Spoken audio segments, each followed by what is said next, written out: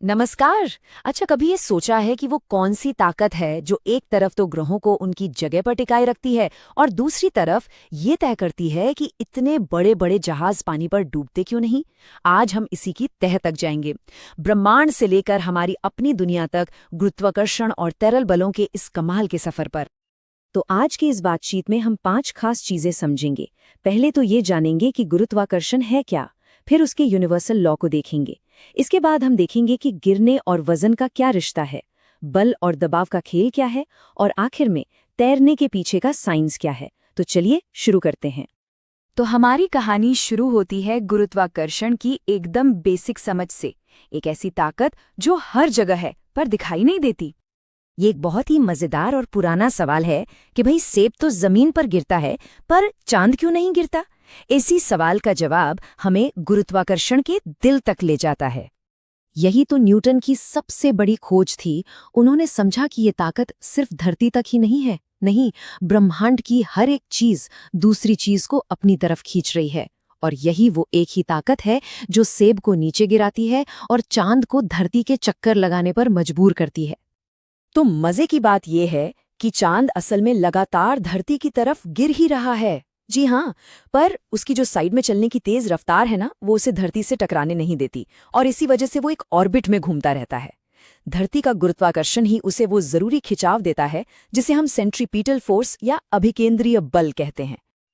चलिए अब आगे बढ़ते हैं और देखते हैं कि इस यूनिवर्सल फोर्स को एक वैज्ञानिक नियम की शक्ल कैसे दी गई। तो ये है गुरुत्वाकर्षण का सार्वत्रिक नियम। ये कहता है कि ब्रह्मांड में हर चीज दूसरी चीज को खींच रही है।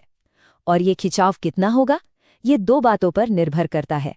पहला, उन चीजों का द्रव्यमान कितना है, और दूसरा, उनके बीच दूरी कितनी है।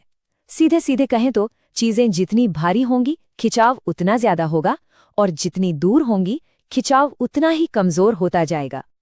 और देखिए, इस स्लाइड पर जो फॉर्मूला है वो इसी पूरे नियम को एक छोटे से समीकरण में बांध देता है। यहाँ F का मतलब है बल, M और M है 2 चीजों का द्रव्यमान, D है उनके बीच की दूरी, और G ये एक बहुत खास नंबर है। ये जो G है इसे कहते हैं यूनिवर्सल ग्रेविटेशनल कांस्टेंट।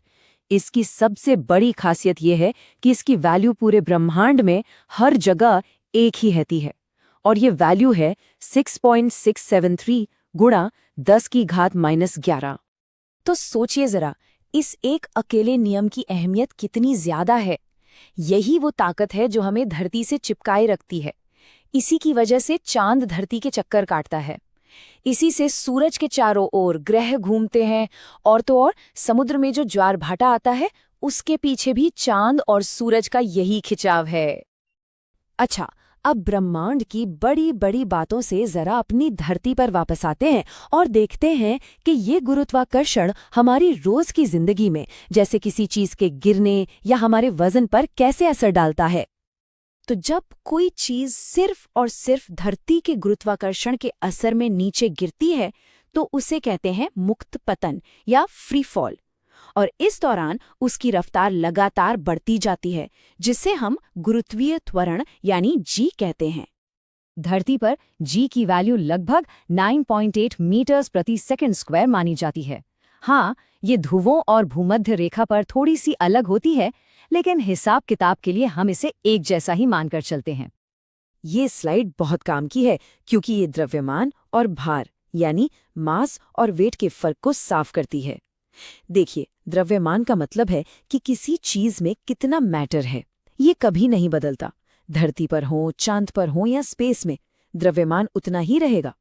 वही दूसरी तरफ भार गुरुत्वाकर्षण का खिंचाव है। तो जहां गुरुत्वाकर्षण बदलेगा वहां भार भी बदल जाएगा। इसीलिए तो चांद पर हमारा वजन कम हो जाता है पर हमारा द्रव्यमान उतना ही रहता है।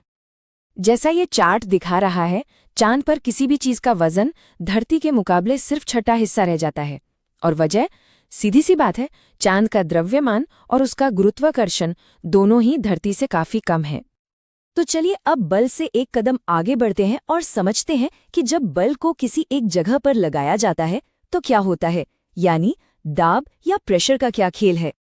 जब कोई बल किसी सतह पर बिल्कुल सीधा यानी 90 डिग्री के एंगल पर लगता है तो उसे हम थ्रस्ट या प्रणोद कहते हैं। इसकी यूनिट भी न्यूटन ही है। और दाब क्या है? दाब मतलब एक खास एरिया पर कितना थ्रस्ट लग रहा है। इसका फॉर्मूला भी सीधा सा है, प्रेशर बराबर थ्रस्ट बटे एरिया, और इसकी ऐसा यूनिट है पास्कल। अब देखिए, एक ही बराबर बल का असर कितना अलग हो सकता है। एक नुकीली कील को देखिए, वो अपने सारे बल को एक बहुत छोटी सी नोक पर लगाती है, जिससे दबाव बहुत ज्यादा हो जाता है और वो आसानी से अंदर चली जाती है। वहीं दूसरी तरफ ऊंट के पैर चौड़े होते हैं, वो अपने वजन को बड़े एरिया में फैला देते हैं, जिससे दबाव कम हो जाता है और वो रेत में धंसते नहीं। और अब आते हैं हम अपने आखिरी हिस्से पर, जहां हम एक ऐसी ताकत के बारे में बात करेंगे जो तरल चीजों में गुरुत्वाकर्षण को चुनौती देती है। जब भी हम किसी चीज को पानी या किसी भी तरल में डुबोते हैं, तो वो तरल उस चीज पर नीचे से ऊपर की तरफ एक धक्का मारता है, एक बल लगाता है। इसी ऊपर की ओर लगने वाले बल को कहते हैं उत्प्लावन बल या बॉयंट फोर्स। और इसी की वजह से हमें पानी में हर चीज हल्की महसूस होती है। और यहीं पर आर्किमिडीज का मशहूर सिद्धांत आता है। ये सुनने में भले मुश्किल लगे, पर है बहुत आसान। ये कहता है कि जब कोई चीज पानी में डुबोई जाती है, तो उस पर ऊपर की तरफ उतना ही बल लगता है जितना वजन उस चीज ने अपने लिए जगह बनाने के लिए हटाए गए पानी का होता है।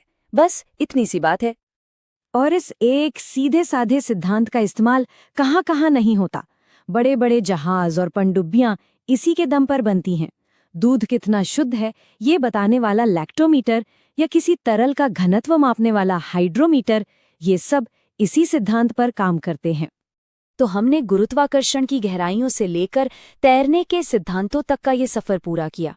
ये सब हमें एक आखिरी सवाल पर लाकर छोड़ता है। जरा सोचिए, अगर फिजिक्स के ये बुनियादी नियम होते ही नहीं, तो हमारा ये ब्रह्मांड कैसा होता? इसकी शक्ल क्या होती?